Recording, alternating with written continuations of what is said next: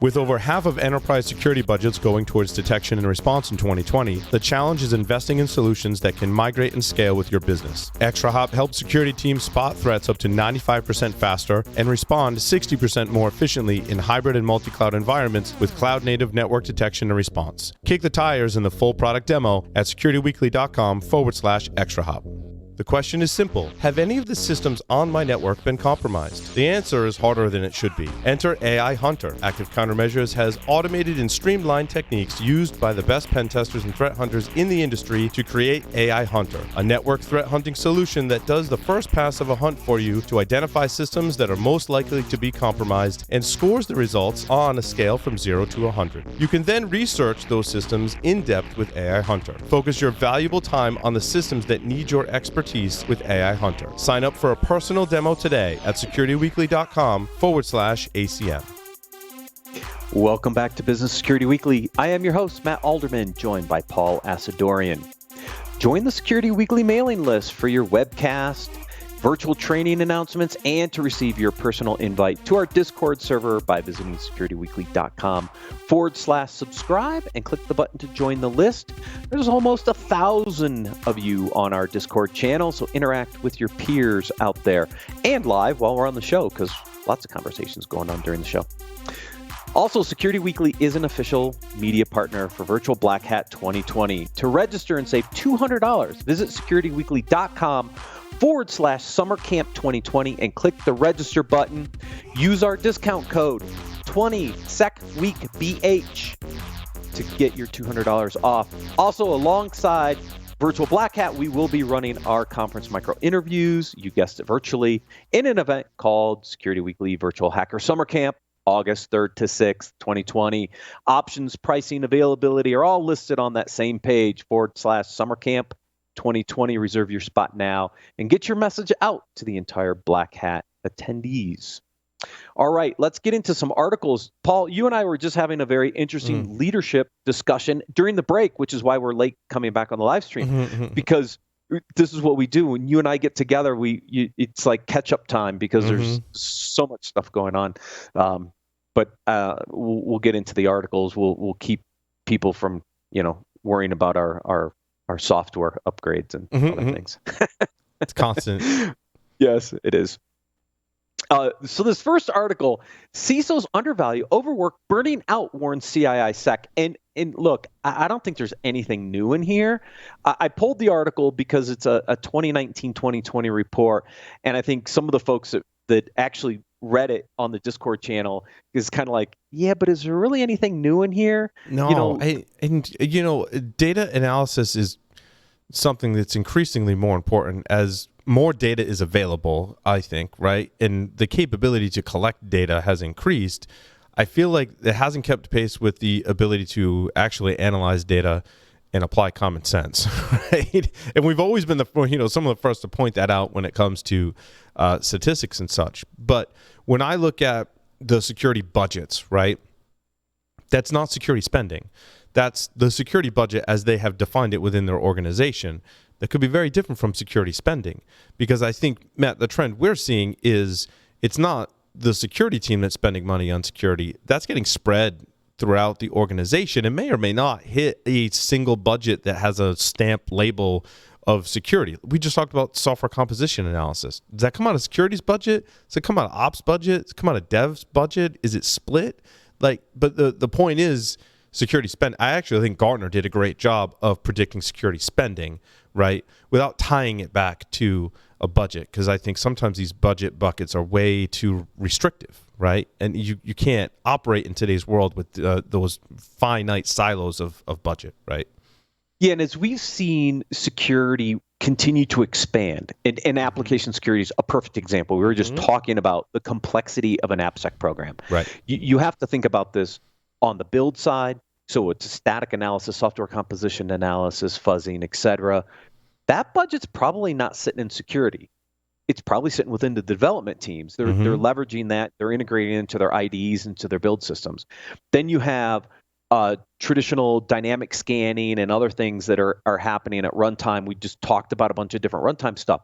Those budgets could vary. They could sit in the ops team. They could sit in the security team. So to your point, Paul, budgets, I think, are also getting spread out because the breadth of what we're doing from security is also getting integrated into various other teams. So there's not the central budget anymore. We've seen the numbers from Gartner. I think we covered it last week on what the projection of spend was going to be, and then the revised numbers from Gartner. Things are slowing down, and I think as they slow down, we're also seeing, I think it's this second bullet point, 64% said their businesses were having to cope with fewer resources when necessary. Of course, look at the environment we're in.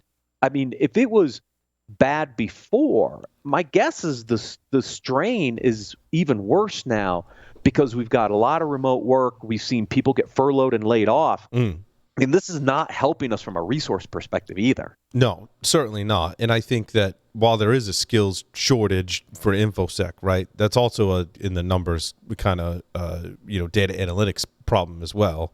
I think that the best solutions we see serve a multitude of teams within the enterprise, right? Because you're leveraging now the folks that are the front lines in any of these technologies, right? We talked about how Google has transformed a lot of their roles. I think a lot of these roles are just changing. I think it's a positive thing that security is being embedded in your help desk teams, in your IT operations, in the development teams, in sysadmins, and some of those roles are merging, and security is part of it.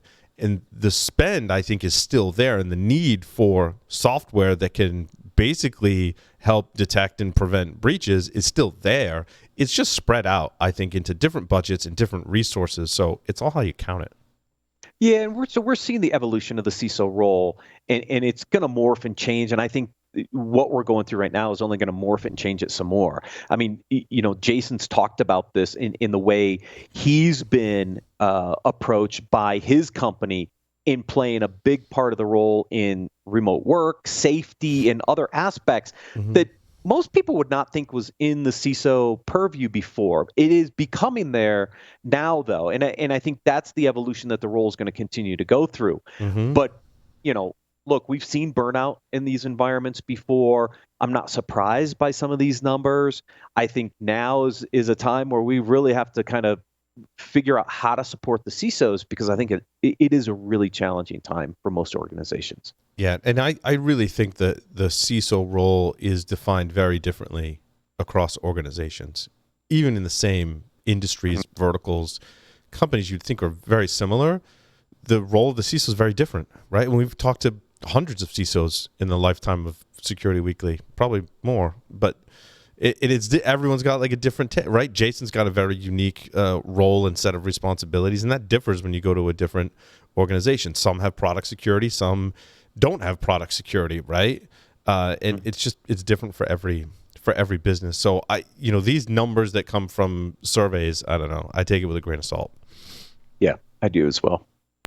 Second article really gets into investing in your people, right? And I think we're talking about the pandemic. We're talking about some of the impacts from a resource, a budgeting perspective. And this article gets into some very specific things about what can you do right now as a cybersecurity leader to invest in some of your people and build some more trust. I mean, we are in a very challenging times.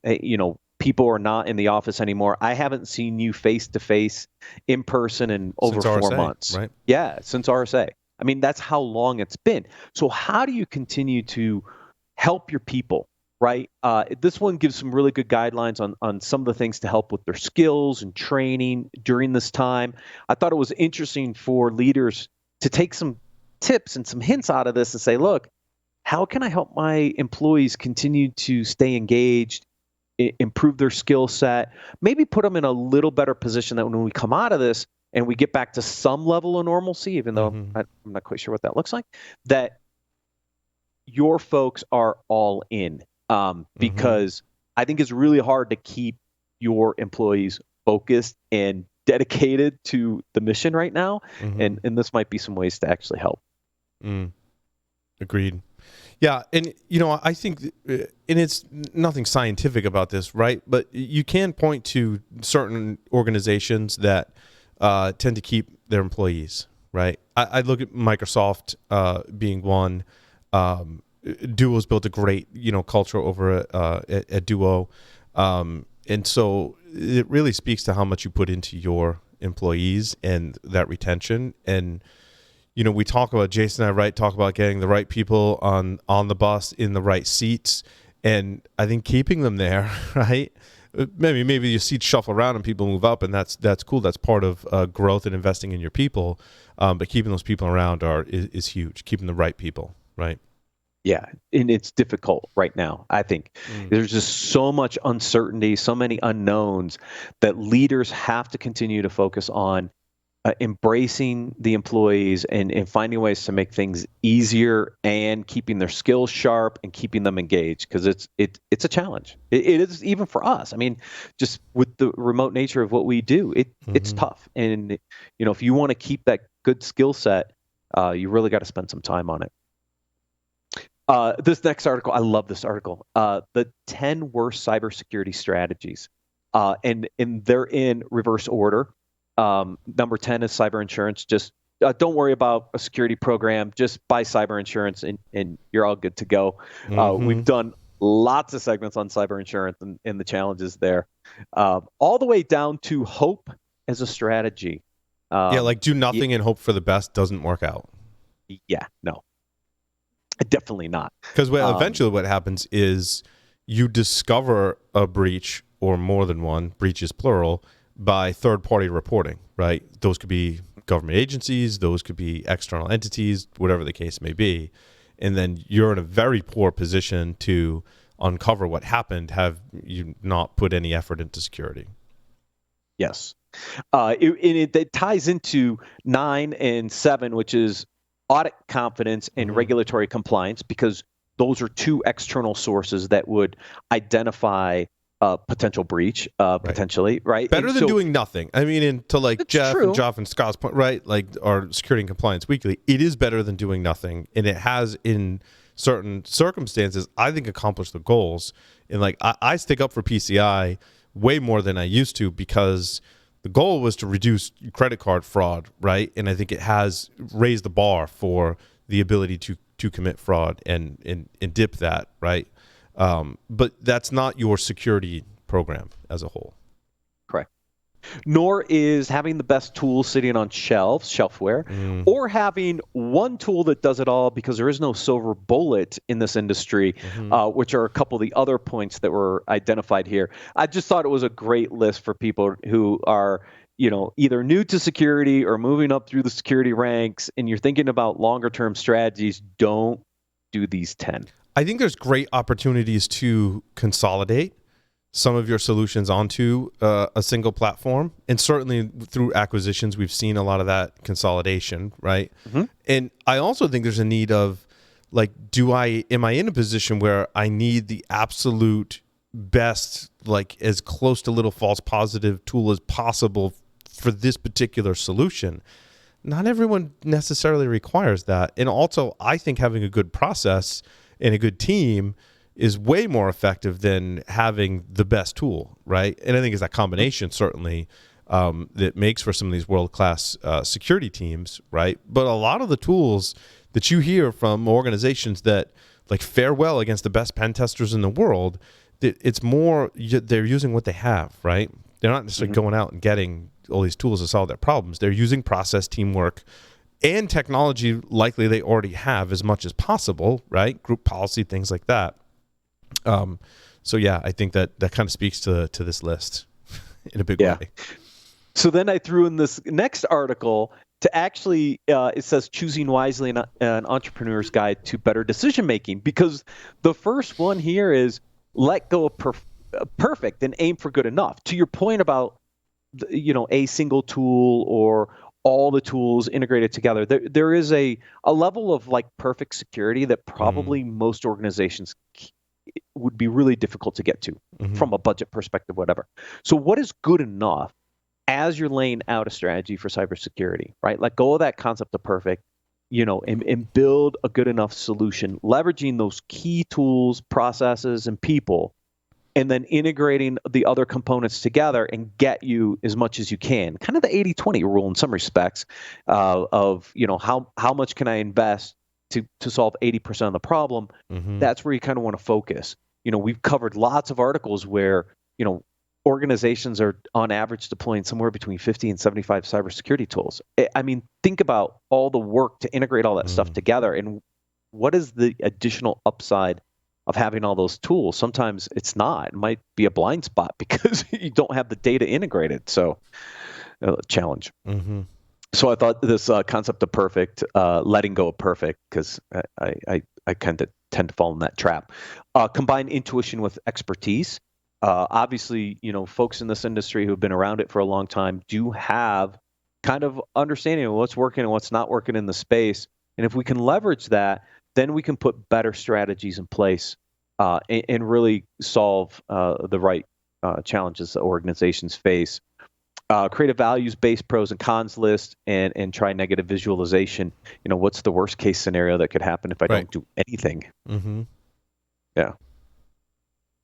Yeah, all good tips. Yes, all good tips. We're going back to AppSec. I've been talking AppSec all day, Paul, between Application Security Weekly this morning, and then we did the whole cloud app thing with Intezer. This article, it is a sponsored article by contrast, but I thought it was a really, really good article. This is AppSec becomes a priority for new CISOs. Here's recommendations for the first 100 days. And I skipped a lot of this article. I summarized the basics. But look, application security is going to influence a lot of the security programs going forward. We talked about it in the last segment with migration to cloud, moving these apps into the cloud, focus for application security. But it's also very it's in a lot of different environments. Dev owns part of it, ops owns part of it, security owns part of it. So you've got to do your work in working across multiple teams to get AppSec in. And so they give some really good targets for the first 30, 60, 100 days for new CISOs to get their arms around AppSec. The first one is by day 30, have a complete application inventory. This is way easier said than done, folks. When you think about an application now, and you think about all the components and the microservice architectures, cloud native, all these kind of ways we're deploying applications, getting your arms around an application inventory is not that easy. But again, you can't protect what you don't know. So this is a really good recommendation is figure out where all your applications are. They in the cloud, they on-prem, combination of clouds. I mean, these are very complex environments. Yeah, I think, obviously they're a sponsor over at NetSparker, but I think they've got a really great solution for doing just that, right? And I think ADAST is where you have to turn to, should be one of the first things you turn to, right? And a really good one like NetSparker that can handle scanning large swaths of, address space and namespace for applications. Yes, because then I have a baseline of what I have. Now, the next step is within 60 days, kind of do that gap analysis and assessment. Where are you from your security controls and the different maturity? Do I have static SCA, DAST, runtime, et cetera, in place? Do I have gaps there? How do I account for that as part of what my AppSec program looks like going forward? And then by day 100, have a complete AppSec roadmap. Where are you going to make investments from a budget perspective? Because intuitively, you're going to find some gaps. They're just, these environments are so complex. So I thought this was a really good kind of three-step kind of, here's what you got to do the first 30, 60, 100 days. Normally, I'd say 90, but they went to 100 days to get your arms around application security. No small task. Too. I think these time frames depend largely on how big your organization is too. Oh yeah. Yeah. I mean, it has to be a matrix with size of organization. Oh yeah.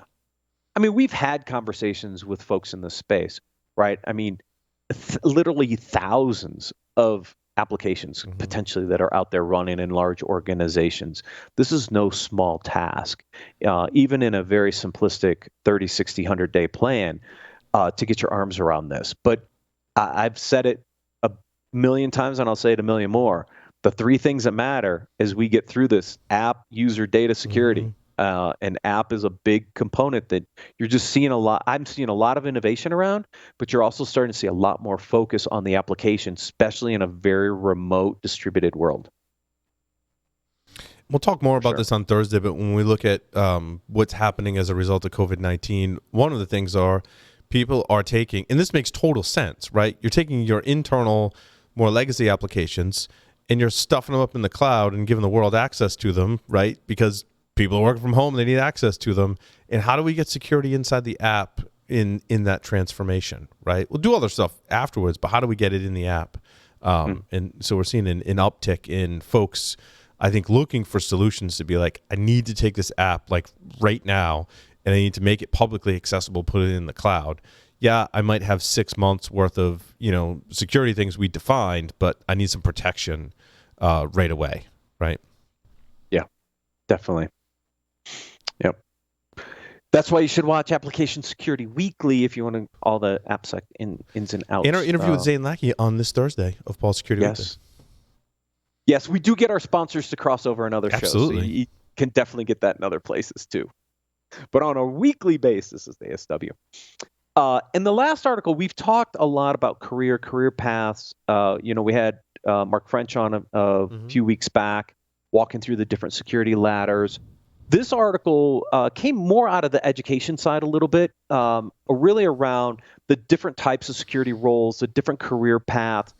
As people come into the space, right, or want to get into the space, this article gives some really good recommendations on, kind of where do you start and then how do you transition into these different roles. It's a pretty long article, but a couple points here. I think the really interesting one is, look, there's a lot of different roles in cybersecurity. Where do I start? And it's like, look, start with a specialization in an area that you're interested or have strengths in. It could be coding, right? We were talking last segment. A coder, I think, from a security perspective, you get a coder with security skills, you're gold. I think you're gold in this industry for a long, long time, because we're going to continue to develop a lot of applications that need to be secured in various environments. I think that's one of those, if you're a coder and you want to get into the space, you go into AppSec, you've got a great future ahead of you. I started in network security way back in the day.